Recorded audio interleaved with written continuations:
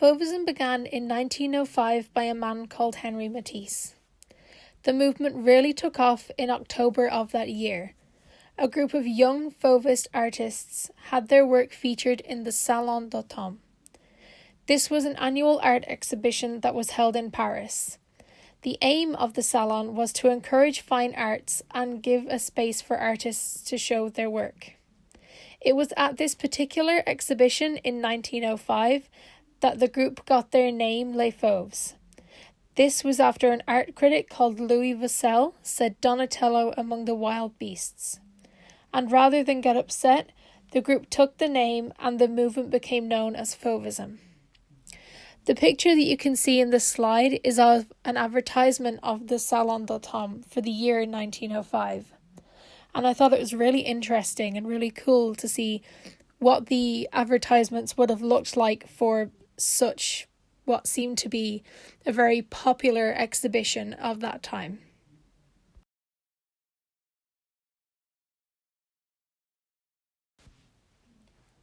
Henri Matisse was born in a town called Le Cateau-Cambrésis, and it was here that his love for colour started. This was due to the colour and patterns on the textiles that the town he grew up in produced. He later moved to Paris, where he was exposed to Impressionism, and then to the south of France to Collioure. And it was in Collioure that he was surrounded by bright, saturated colours. Fauvism went against the grain, taking a non-traditional route, using bright, expressive colours that were complementary on the colour wheel. Instead of using colours where you would expect them to be, like blue and yellow for the stars and sky, Matisse would use reds and greens, which were quite striking when put together. He painted with emotion, rather than by the rules of what a picture should look like, with the desire to create something that would strike controversy. With the way he used colours in such an unnatural way, it almost looked like he was painting things that weren't really there. You can see in his painting Woman with the Hat of his wife Amélie how striking the colours really are and how the reds and greens really pop. Born into a family of music teachers, it made sense that Maurice de Vlaminck started out by learning the violin and giving music lessons. He did not believe that he could make a living with art until he met André Derain. It was Derain who introduced Vlaminck to Matisse in 1901. In later years, Vlaminck's work was featured in the Salon d'Automne in 1905, but his work was heavily criticised for the expressive and bright use of colour and texture, which went against the traditional rules of painting. Despite all the negative review, he was delighted with the response of the critics.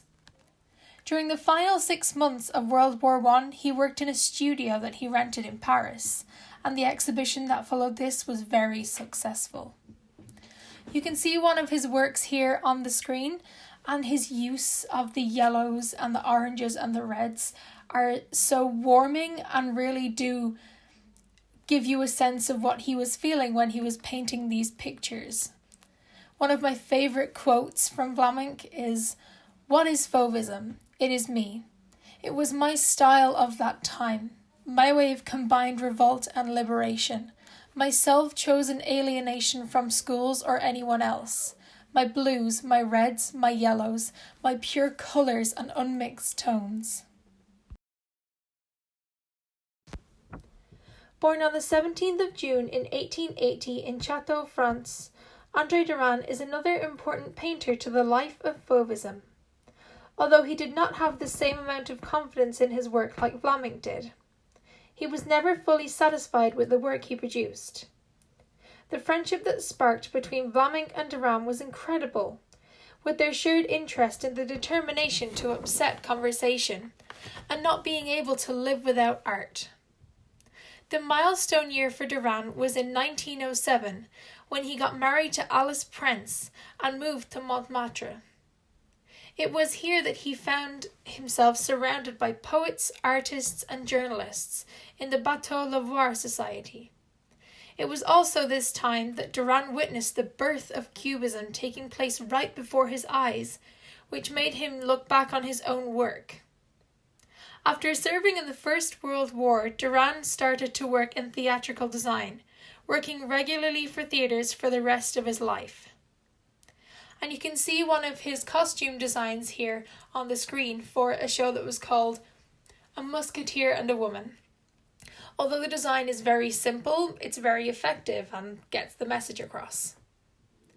My favourite quote from Duran is, "The aim we are setting ourselves is happiness, a happiness we must consistently create."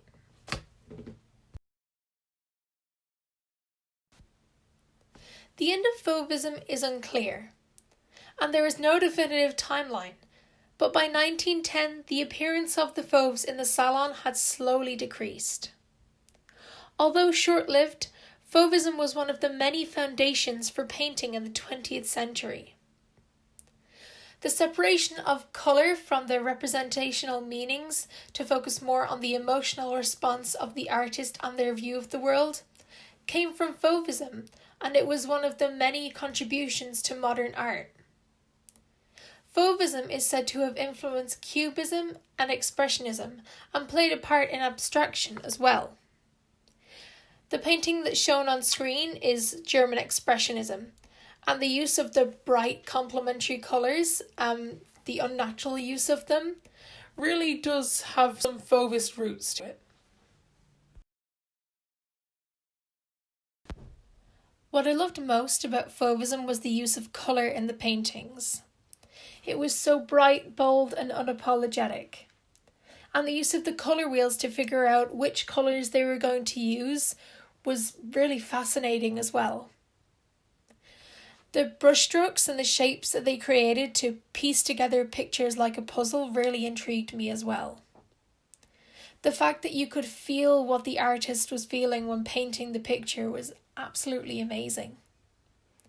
I love that the goal was to paint something that you could only capture with paint on a canvas, and that you couldn't take it in a picture, and that it was so unique to the perspective of the artist.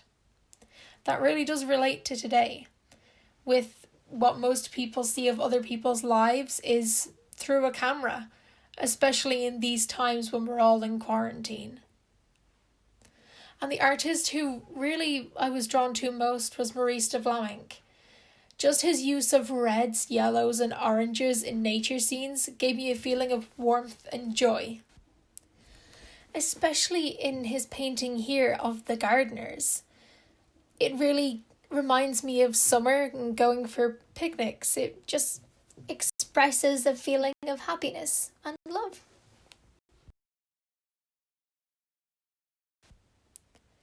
When I first started researching this project, I did find things that sparked ideas with Fauvism, but I struggled to go anywhere with it. I knew that I liked the short brushstrokes and the bright use of colour, but it wasn't really enough to help me develop my ideas. It wasn't until later on, when I returned back to my research, that I found my love for the paintings that Vlaminck did. I did end up finding an artist called Josh Beyer who painted in a style he called faux Fauvism. This was inspired by Matisse, and it was a celebration of Fauvism, Cubism, Pointillism and street art. I just loved all of the build-up of the shapes and the colour to create amazing scenes like you can see in this picture here. And the more that you look, the more that you see. It's definitely an unnatural use of colour, which goes back to Fauvism. And all the detail in it really intrigued me and set me off with a lot of my ideas. My first concept was inspired by this one painting by Maurice de Vlaminck. It's called La Partie de Campagne, and you can see it over here on the side. It's absolutely beautiful. The movement in the brushstrokes and the use of colour reminds me on picnics that I go on with my friends during the summer. So the idea that I came up with was going to be about a girl who was walking through a park taking pictures on a Polaroid camera. She would eventually stop and sit down for a picnic after taking one final picture. She'd look through all the pictures she had taken and maybe stick them on a tree, and she wouldn't be happy with them. So she'd take out a sketchbook and start painting what she saw in front of her in a Fauvist style. That was my first concept. And then the close of the college hit, so I knew that idea wasn't going to work because it involved going outside to a park that was a 40-minute walk away, just outside my 2-kilometer zone. My second concept was taking in mind that this could possibly be an animatic. So it was about a memory tree. And every time people visited, a new picture would appear on the tree of the memory that they'd created when they were there. And when the wind blew, paint would come out of the picture and play a few seconds of the scene that would be painted in a Fauvism style.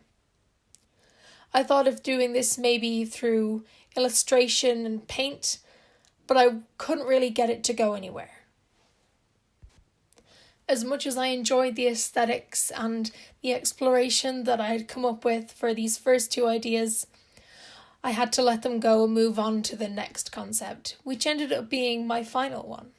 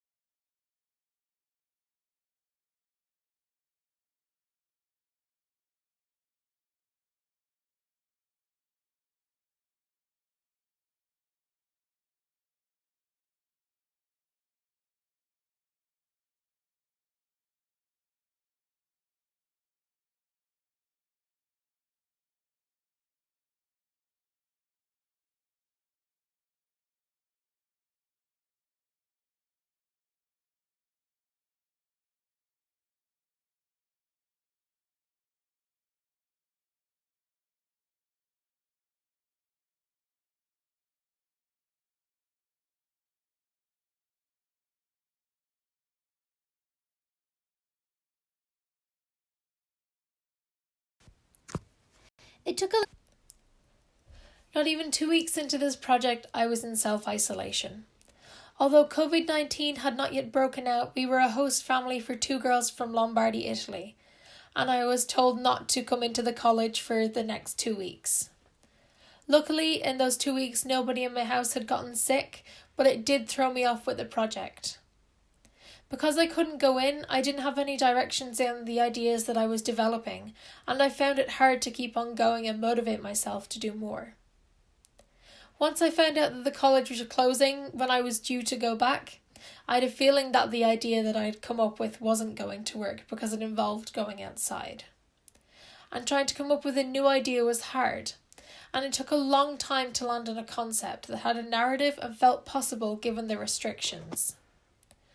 The calls with Martin did help, and I was glad that I was getting direction. But even then, motivating yourself to get to work is quite difficult. As much as I love this idea, getting everything together for the animatic takes such a long time. It can take up to 8 hours to finish a bigger piece, but I'm excited to see the end product. A little while to get to my final concept. I would have enjoyed this project regardless, but I did want to push myself to prove what I'm capable of. And I've learned a lot about the movement and about myself. Nobody could have predicted a pandemic, but there's no better time to see what you can do and how you can work around problems.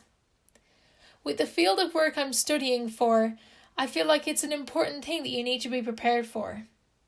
Hopefully I don't need to be prepared for anything like a pandemic again, but you do need to expect spanners in the works, and you need to know how to get around these problems.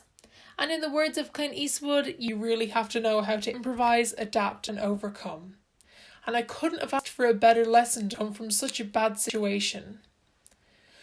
I did have fun overall, and I'm glad that I know about Fauvism and how it influenced art and history, and how it continues to do so today. I had already done this picture out of wool. There were a few sources I used, but these are the 3 that I got the most from. The first is theartstory.org. I found this website to be very informative, and it broke topics down into smaller sections that gave good information without any waffle, and it also provided some nice quotes that I wouldn't have found without it. The second is a book that I found in the online library from the IADT website. It's called The Fauves, and it's a fantastic book. It gives a very in-depth review of the history of Fauvism and has chapters on each of the artists of Fauvism that goes really into detail of their lives. Finally, there was a documentary that I found on YouTube called Henri Matisse, a Master of the Modern Era. And this documentary was very interesting. It was nice that it focused on the life of Matisse and it visited the places that he lived and spent time in, so that you could really get a feel of the idea and know more about the paintings that he created. Of a face that was inspired by the painting Ice Water in a faux Fauves style that was by Josh Beyer. This is inspired by the hair details on the skeletons that I later explored in my sketchbook. I was wondering how I could bring a new twist to such an already interesting idea. And then I remembered the box of wool I had laying around in my room, so I decided to use that. In the end, my concept is going to be an animatic that is made out of wool with a painted background to the song What a Wonderful World by Louis Armstrong. This idea came from my mother. I did struggle to come up with a narrative using wool, since I wasn't really sure where to take it after a call with Martin when he said that he really liked the look of the wool. And I did too, but it was hard to come up with an idea that'd work, that I thought I could complete in the time that we had. Although this isn't an easy task with the one that I've landed on, since it takes so long to create each piece, I'm happy with the idea that I have, and I'm excited to see the end product.